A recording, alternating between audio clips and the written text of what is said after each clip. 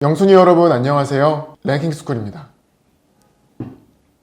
지역별 특색이 더해져 다양한 재미를 선사하는 지역축제, 특히 우리나라는 계절에 따라 선호되는 축제의 종류가 각양각색인 만큼 지역별 축제가 활성화되어 있습니다.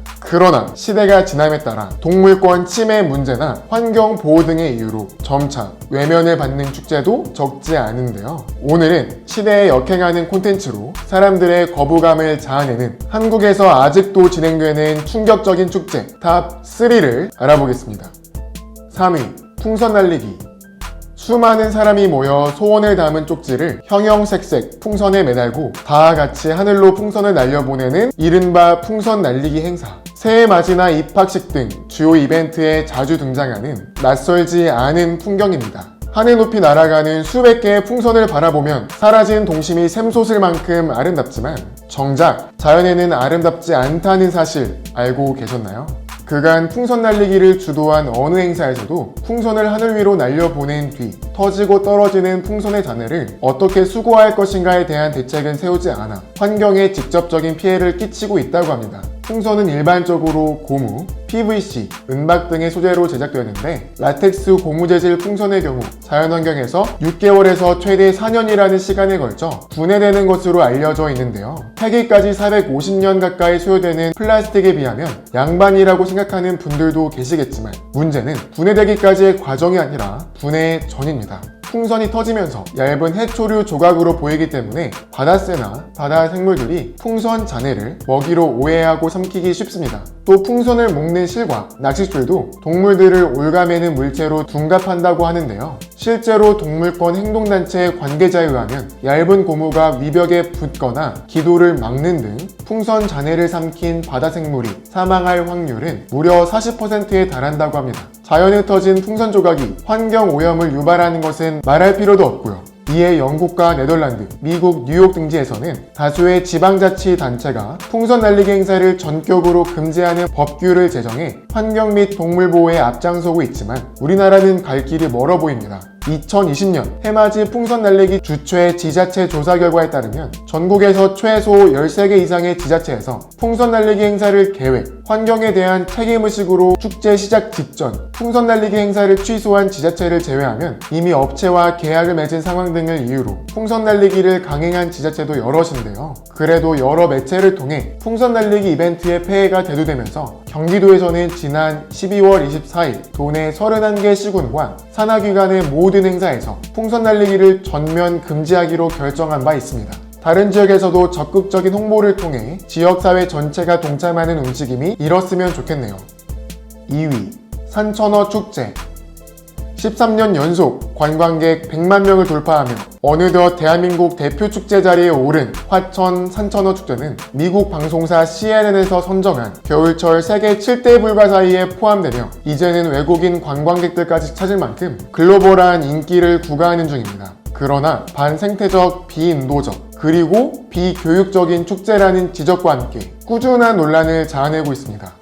가장 큰 문제는 동물 학대인데요. 화천 산천어 축제에서는 축제 시작 5일 전부터 입질을 좋게 하기 위해 물고기들에게 먹이를 주지 않습니다. 뿐만 아니라 자연 상태와는 비교도 되지 않게 밀집된 환경 속에서 고통스럽게 살다가 낚이거나 다른 방식으로 폐사하는 경우가 대부분이죠. 산천어들은 하루 수천 명이 들이우는 얼음낚시 미끼를 물고 잡혀 죽거나 풀치기 바늘에 몸통이 찔려 올라와 죽는데요. 운 좋게 낚싯바늘에서 탈출했더라도 결국 상처를 통해 급속하게 병이 들어서 또는 굶고 쇠약해져서 죽는다고 합니다. 죽은 산천어와 오염물질로 수질은 오염되어 하천은 물고기 지역으로 전락하는데요. 2014년 화천군이 축제를 위해 얼음 밑에 일부러 집어넣은 산천어 36만 마리 중 많은 수가 집단 폐사했습니다. 더욱 충격적인 사실은 화천에 원래 산천어가 살지 않는다는 점입니다.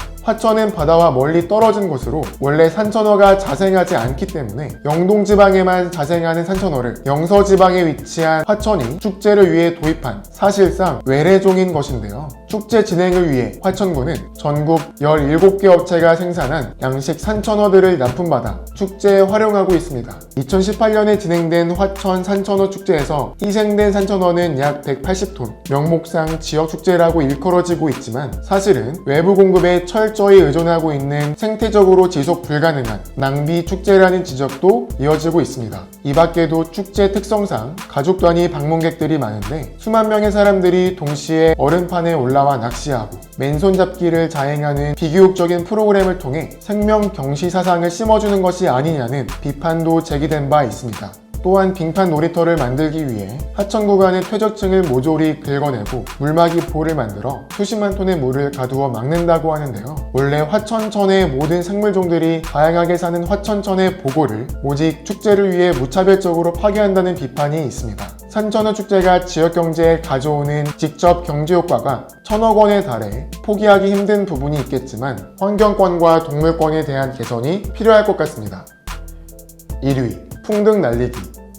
풍등은 날아가는 동안 평소 볼 수 없는 아름다운 장관을 연출할 수 있다는 점이 각광받으며 해외 및 국내 지자체 축제에서도 애용된 바 있습니다. SNS에서는 풍등 인증샷이 유행하면서 새로운 문화로까지 부상했는데요. 하지만 일견 아름답게 보이는 이 풍등이 환경오염은 물론 화재 위험의 주범으로 지목되며 국내뿐 아니라 해외 곳곳에서도 피해가 속출하고 있다고 합니다.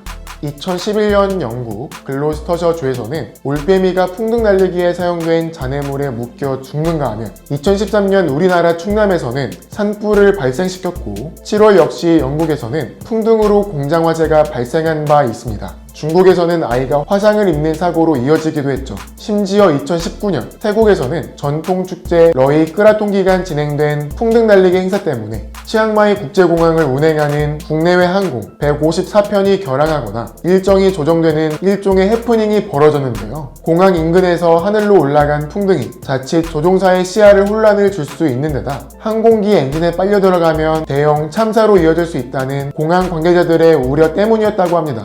이에 따라 영국, 미국, 태국에서는 아예 풍등 사용을 금지하기 시작했고 국내에서도 포항과 강릉, 울진, 경주, 영덕, 성남 등지에서는 풍등 날리기 행사를 진행하지 않는다고 하는데요. 하지만 매년 피해 사례가 속출한 것과 달리 관련 법규는 미비한 탓에 여전히 일부 지자체를 중심으로 자행되고 있습니다.